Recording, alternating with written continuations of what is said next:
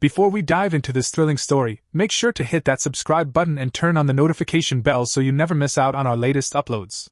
Your support keeps us going. Now, let's get into it.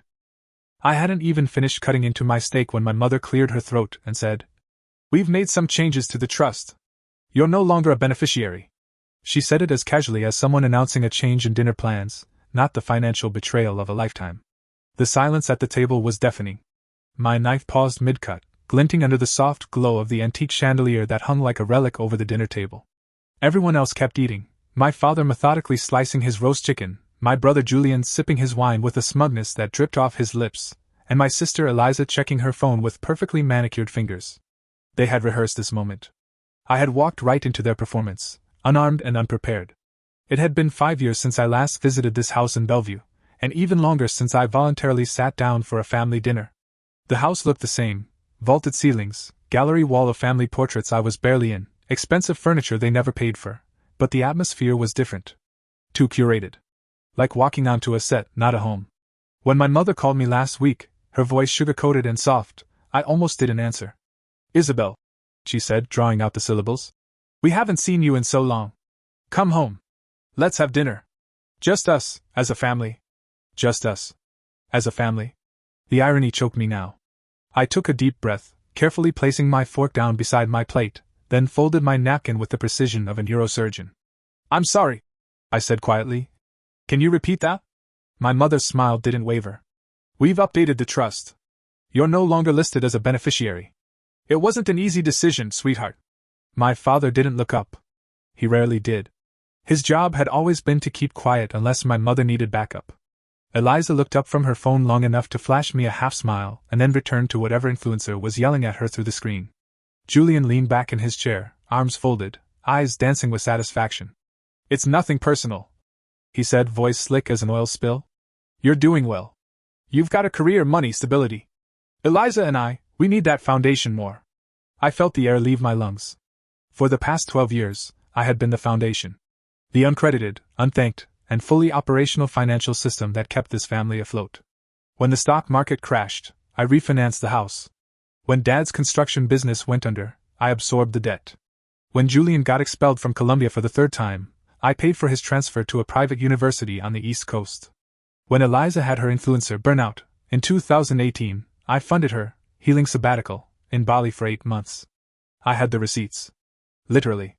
Still, I forced a smile. "So you've decided I don't need anything from the trust. Is that it?" Julian nodded. "Exactly. You've always been independent. You're a CFO now, right? You earn more than any of us combined." My mother reached for her wine. "This isn't about love, Isabel. We love you. It's about what's practical. What's fair." Fair. A laugh escaped me. I didn't mean for it to come out, but it slipped, sharp, short, and acidic. "Fair?" I echoed. "You think this is fair?" My father finally looked up, his gaze vacant. "It's not personal. It's precisely personal," I snapped, my voice rising just a notch, still trying to hold the tension below the boiling point. "You've decided that because I've survived, because I earned everything you refused to give me, that I'm no longer entitled to anything? I'm not family now. Just your silent benefactor?" My mother's lips tightened. "Don't be dramatic." Dramatic. The word landed on me like an insult, the same way it had when I was 15 and found out she sold the piano I saved for because Julian needed a gaming laptop for school. The same way it had when I found out they used my name to refinance the house when my credit was pristine and theirs was ruined. Dramatic. Always too sensitive. Always too much. I stood up slowly. The napkin fell off my lap, fluttering to the floor like a white flag of surrender, except I wasn't surrendering. "I see. Well, thank you for dinner." Julian raised an eyebrow. "You're leaving already? Am I supposed to stay?" I asked. "Should I toast to your betrayal? Maybe give Eliza a cash envelope as a parting gift?" Eliza rolled her eyes. "God, you're so bitter." "It's not that deep." I turned toward her. "You've never worked a real job in your life. You've burned through 5 influencer contracts, 3 of which I negotiated for you. You live in an apartment I pay for. You drive a car I bought. You wear designer clothes that were purchased with my Amex. And now you're going to inherit part of the lake house I renovated?" She blinked. "No one asked you to do that." And there it was. The sentence that stripped away every ounce of restraint I had left. I laughed, and this time it was loud. Ugly. Real. No one asked me? I said. Do you really believe that? My mother stood. Enough. This is exactly why we waited until now to tell you. We knew you'd react like this. You mean, honestly? No, Isabel, she said, her voice icy. We mean selfishly. I stepped back, suddenly feeling like the walls were closing in. I looked around the room, the chandeliers, the paintings, the hardwood floors I had paid to replace, and felt a bitter burn crawl up my throat. You're calling me selfish? My father stood too. You're upset. That's understandable. But you're not being rational. I turned to him. You let this happen. You always let it happen.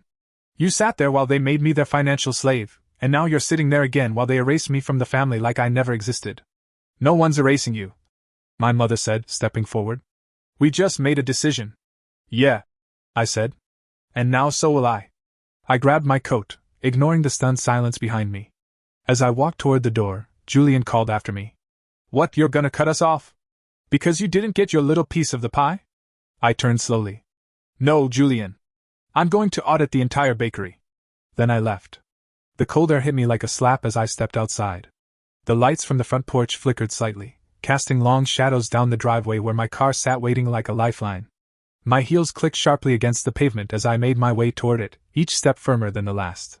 My fingers trembled as I opened the door, not from fear, but from the cold finality of what had just happened. Inside the car, I sat in silence for a moment. My breathing was shallow. I reached for the steering wheel, gripping it tightly. My pulse was wild. My thoughts louder than the classical music humming faintly from the stereo. They think they can take everything. They think I won't fight back. I started the engine. They were wrong.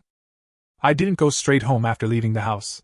Instead, I drove aimlessly through the neon-lit streets of Seattle, passing coffee shops and late-night restaurants I once loved but hadn't visited in years.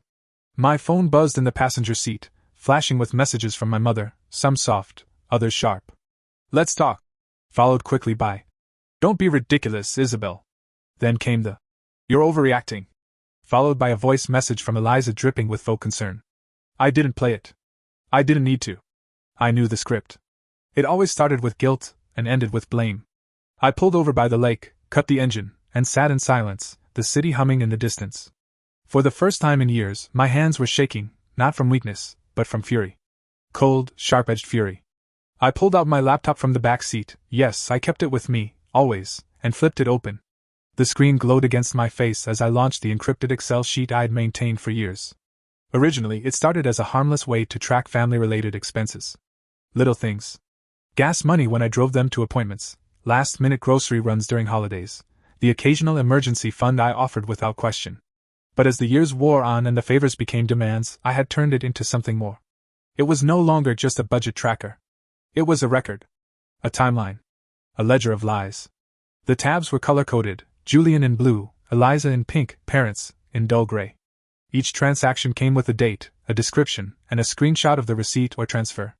I scrolled through them slowly, watching the amounts stack like bricks on my chest. $1,800, Julian's, last chance, tuition deposit at Greystone University. $9,200, Eliza's car lease co-signed under my name. $3,450, emergency roof repair when Dad called me crying at 2 a.m. after a storm flooded the attic. $28,000, the most egregious, down payment for Eliza's apartment. Just a small loan. That was never mentioned again. The final total sat in the bottom right corner, bolded in red. $512,884.26. I stared at the number like it was a living thing. It stared back. I wasn't crazy. I wasn't dramatic. I had proof. I closed the laptop, breathing slowly. They thought I wouldn't fight back. They thought I would rage and retreat, like always. But I was done playing the disposable daughter. If they wanted to treat this like a business transaction, so be it.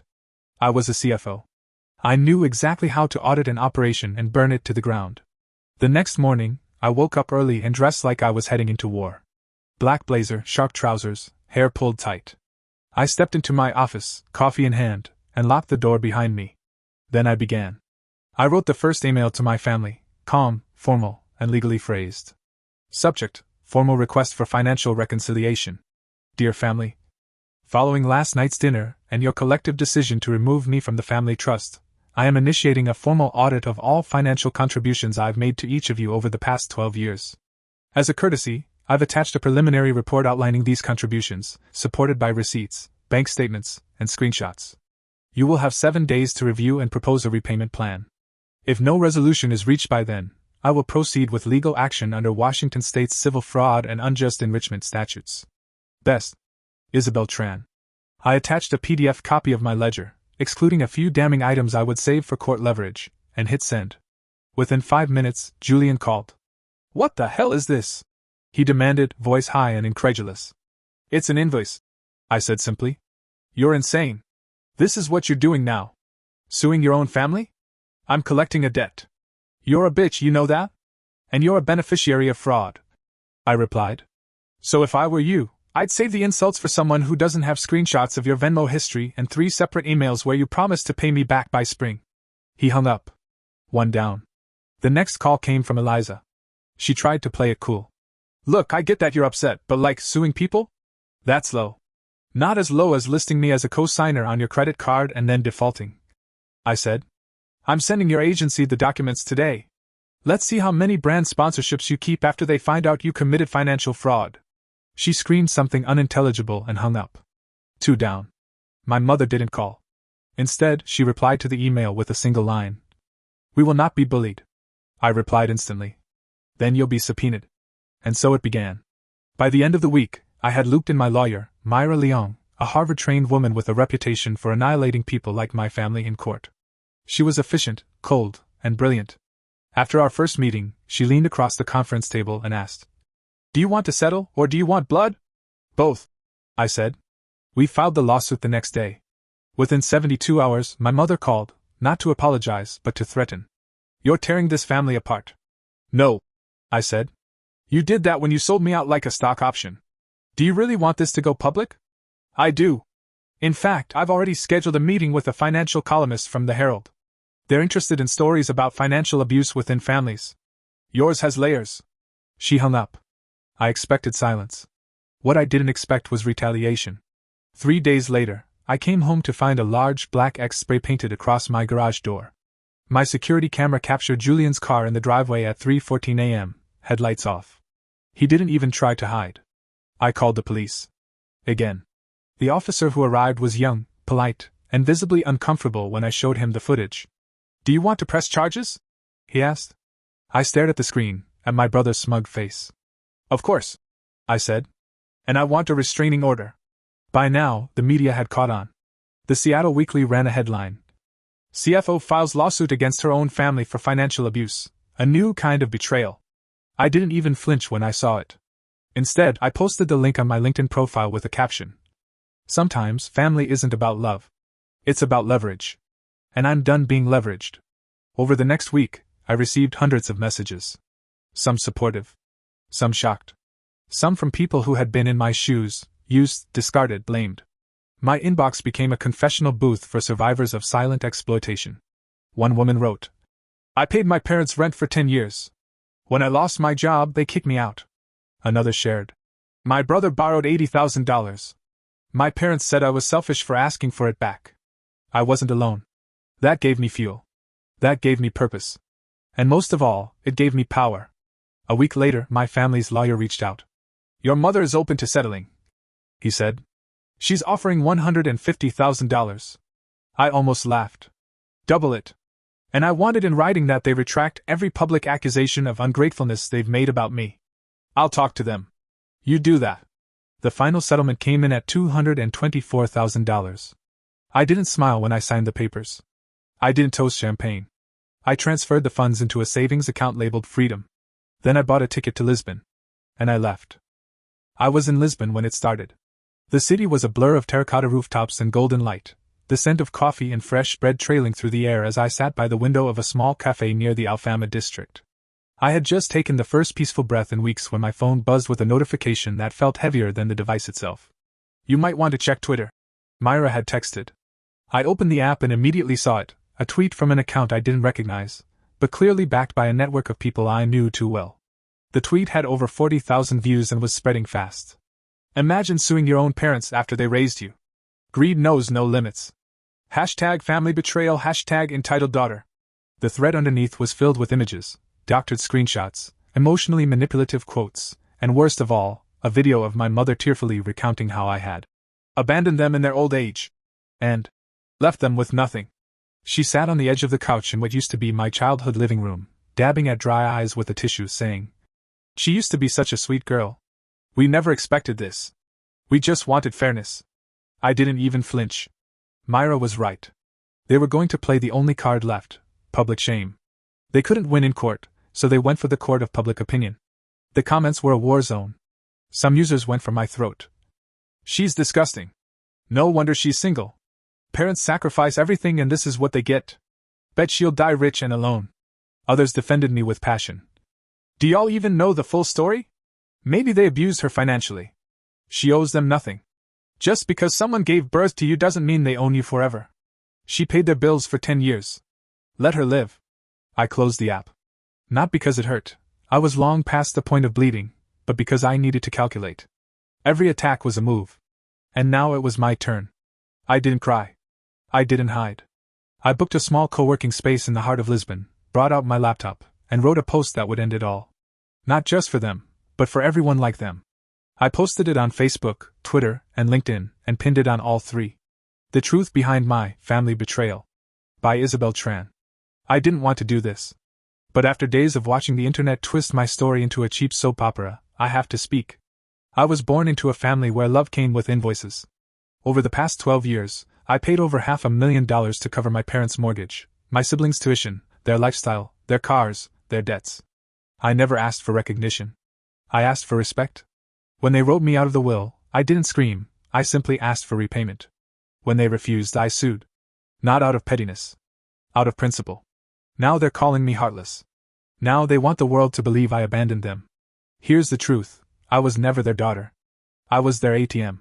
And when I stopped dispensing, they broke down like addicts denied their fix. I'm not sharing this for sympathy. I'm sharing it for the people who've been told, "You owe us." By those who gave nothing but expectations. You don't owe anyone your peace.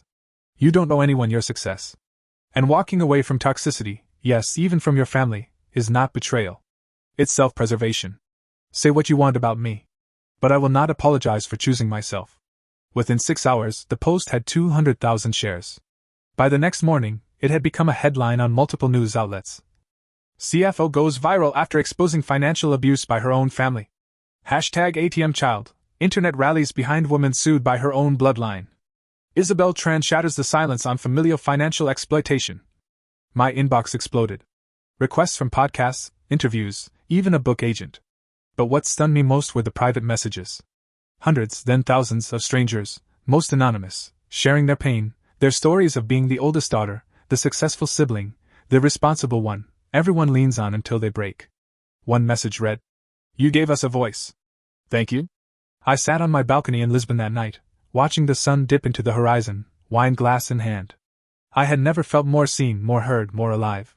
For once, the narrative wasn't theirs. And yet I knew they wouldn't stop. 3 days later, I got an email from my mother's new lawyer. A cease and desist. They were now claiming defamation. Eliza had apparently lost a brand deal, and Julian had been publicly humiliated. My response was short. Truth is not defamation. My documentation stands. All future communication must go through legal counsel. They tried once more. They leaked childhood photos of me, birthday parties, Christmas mornings, vacations I had paid for, to paint the image of a happy family. It backfired. The internet saw right through it. The comments were brutal. "You abuse her financially and now you want credit for giving her cake once a year? Those gifts were probably bought with her money anyway. You created your villain. She didn't become one." By the end of the month, they were silent again. No more public statements. No more lawyers. No more tweets. Just silence.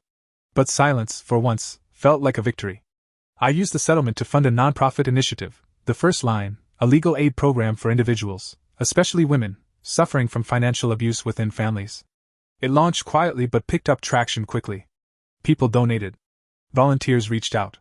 Even corporate sponsors stepped in. I had turned my pain into purpose. 6 months after the lawsuit, I got a message from Eliza. "You won. Are you happy now?" I didn't reply. I simply archived the message and returned to what I was doing, standing on stage at a panel in Amsterdam, speaking to a packed room of professionals about personal boundaries, resilience, and the hidden epidemic of financial codependency in families. I wasn't trying to win anymore. I was just free. It was in the quiet, after the war had ended, that I began to understand the weight I had carried for most of my life.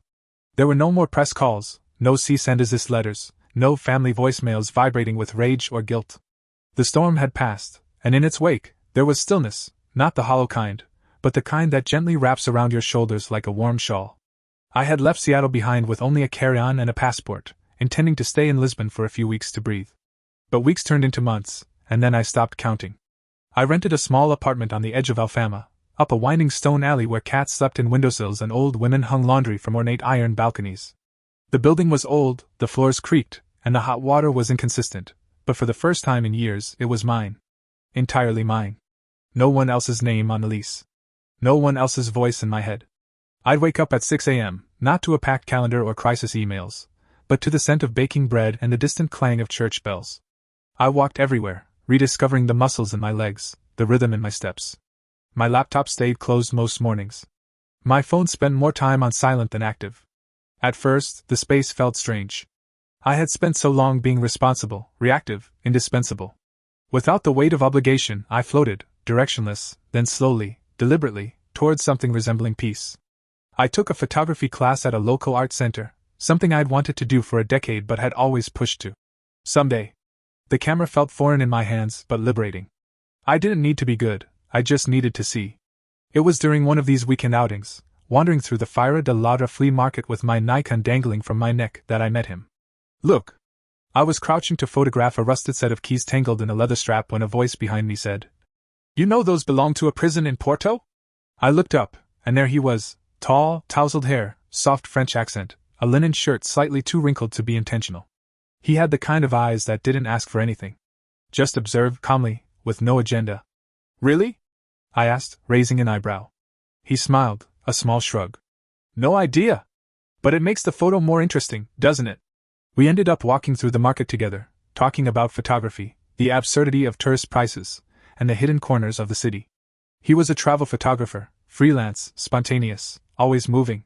At first, I thought he was the type who floated through life without responsibility. But I was wrong. He had roots. They just weren't tangled in guilt or generational debt. He was light, not because he was careless, but because he had learned to let go. We started meeting every Saturday. Then Tuesdays. Then Sundays turned into late-night rooftop wine and weekday dinners. He never asked about my past, never poked into the lawsuit, the headlines, the family saga that had followed me like a bad scent. He just saw me, as I was in that moment. A woman with tired eyes but steady hands. A woman still learning how to live for herself. One night I told him everything. We were sitting on the roof of my apartment, the city below us like a velvet quilt speckled with gold. I had a glass of Vinho Verde in my hand and the courage that came with knowing I had nothing left to prove. "I sued my family," I said. Luke didn't flinch. He waited. "They used me. For over a decade. I paid for everything, mortgages, tuition, cars, vacations. They thanked me by cutting me out of the will. When I asked for repayment, they turned it into a war. I fought back. Publicly. Legally. I won. But it cost me everything I thought I needed." He was silent for a moment, then said, "And what did you actually need?" I thought about it. "Freedom. Space. Someone who sees me without calculating what I'm worth." He didn't say anything poetic. He didn't say anything at all. He just reached over and gently touched my hand, grounding me. And in that moment I knew, he didn't need my money, my reputation, my status. He just wanted the woman sitting beside him. As months passed, I began rebuilding, not a life of obligation, but a life of intention. I kept the nonprofit, the first line, and began consulting remotely for women in similar positions. I hosted small workshops, held financial literacy sessions, and spoke on panels about family-induced financial trauma. I was no longer just a survivor. I was a resource. I didn't follow news about my family, but it found its way to me sometimes, through acquaintances, old coworkers, LinkedIn updates I forgot to mute. My father had taken a job as a warehouse supervisor. My mother was selling real estate in a suburb far from Bellevue. Julian had shut down another startup, this time after investors pulled out when they saw the lawsuit history. Eliza was still chasing her influencer dream, but sponsorships were harder to come by now. I didn't feel joy at their misfortune. But I didn't feel guilt either. I had given them 1,000 chances. They burned every one. A year after I met Luke, we took a trip to Provence, where he grew up. We stayed in his grandmother's cottage, surrounded by lavender fields and the smell of rosemary in the sun. One afternoon, while we sat in silence watching the light shift through the leaves, he turned to me and asked, "Do you think you'll ever go back? To Seattle?" I asked. "To them." I considered it. "No," I said. "Not because I hate them. Because I don't want to keep returning to a burning building just to prove I can survive the smoke." He nodded, understanding without needing details. Later that night, as we walked through a narrow stone path under a canopy of vines, he said something that stayed with me. "You're not hard, you know. You're not cold. You're just unbreakable now. And that's beautiful." It was the first time in my life someone called my strength beautiful, not intimidating, not selfish, not aggressive. Just beautiful. Back in Lisbon, I turned 37 under a sky filled with paper lanterns and the voices of strangers who had become friends. No cake. No candles. Just good food, laughter, and a man beside me who saw my scars as proof I had made it out alive. I once thought being cut out of the will was the worst thing that could happen. But I see now, it was a beginning, not an end. They disinherited me. So I inherited myself. And that, more than anything they could have left me, is the legacy I choose to live with. There are stories we hear that linger in the background of our minds like cautionary tales, shadows of what might happen to someone else, somewhere else. Then there are stories like Isabel Tran's, stories that grip your spine and refuse to let go because they remind you that sometimes, the people who raise you are also the ones who will drain you. Isabel's story was more than a viral tale of legal revenge against an ungrateful family. It was a powerful, unflinching dissection of what it means to reclaim your voice after years of silent sacrifice. And in the echo of that story, we find more than entertainment. We find lessons, painful, vital, unforgettable lessons about boundaries, love, self-worth, and the courage to walk away from people you once thought would never hurt you. The first lesson her story teaches is this: obligation is not love. Many of us are raised with the belief that family comes before all else. It's a beautiful sentiment, but dangerously simplistic. Because family, like any other relationship, must be reciprocal. Isabel spent over a decade pouring her money, time, and emotional labor into her family, believing that loyalty meant sacrifice. But what she eventually realized is that love that is conditional on what you can give is not love at all. It's a transaction. And when those transactions become one-sided, when you are the only one giving while the others take endlessly and unapologetically, it becomes a form of exploitation wrapped in the disguise of familial duty. This recognition isn't easy. It means confronting the possibility that the people you love may not love you in return, or at least, not in the way you need to be loved. But it is necessary. Because clinging to obligation for the sake of appearance or tradition slowly erodes your sense of self. Isabel learned to sever the rope tied around her neck, not because she stopped caring, but because she realized she had been taught to confuse guilt with love. The second, more sobering truth is that you can be the provider and still be disposable. This is perhaps the hardest pill to swallow. In many families, there's often one person, the dependable one, the successful one, the rock, who becomes the silent pillar holding everyone else together. Isabel was that person. She thought her contributions would earn her a seat at the table, a voice in family decisions, maybe even gratitude. But when the will was rewritten, she found out how little her sacrifices meant when they no longer served others. The lesson here is brutal but liberating. Your worth in someone's life should not be measured by how much you give them. If people only value you when you are useful, then you were never loved, you were leveraged. Isabel's ability to walk away came from the moment she accepted this truth and stopped begging for acknowledgement from those who had already made their priorities clear. The third lesson is about boundaries, and the dangerous myth that setting them makes you selfish. Isabel was accused of being cold, petty, heartless. These are common weapons used against people who begin to draw lines where others used to take freely. But boundaries are not walls, they are doors with locks. They don't shut people out, they simply ask for consent before entry. Isabel's decision to stop financing her family was not an act of revenge, it was an act of survival. She was not trying to destroy them, she was trying to save herself.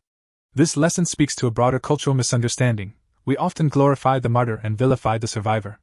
The one who gives until they collapse is seen as noble, the one who says, enough, is seen as cruel. But boundaries are the birthplace of self-respect. They are the only way to protect your energy, your resources, and your peace. If someone becomes angry when you set a boundary, it's because that boundary exposes how comfortable they were with taking advantage of you. A fourth, more nuanced lesson emerges in how Isabel chose to respond, not with violence or petty retaliation, but with precision, professionalism, and truth. There is a unique kind of power in keeping receipts. Isabel's methodical documentation of her contributions, the spreadsheets, the receipts, the emails, was not obsessive. It was self-defense in a world where gaslighting runs rampant. In families, especially toxic ones, memory becomes a weapon. People forget your sacrifices the moment they're inconvenient. By keeping evidence, Isabel reclaimed the narrative. She didn't just prove her point, she dismantled theirs. The lesson here is not about being paranoid, but about recognizing that in environments where fairness is not a given, transparency is your only shield. Whether in personal relationships or professional ones, having a record of what you gave, what you endured, and what you agreed to is not just smart, it's essential. Equally powerful was her refusal to let the courtroom be the final battleground. When her family launched their attack on social media, painting her as a villain, Isabel chose the path of full exposure. She didn't hide.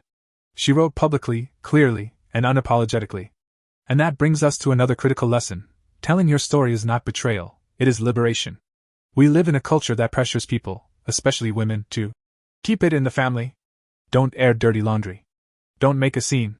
Don't make others uncomfortable. But silence is how abuse thrives. Silence is how cycles repeat. Isabel's choice to speak, to post, to expose her truth without flinching, was a declaration that the shame did not belong to her. And in doing so, she gave others permission to speak too. Her story became a mirror for thousands who had been similarly used, and her voice became a torch in a dark room where others had been fumbling alone. The truth may not heal every wound, but it shines a light on who caused them, and that is the first step toward accountability.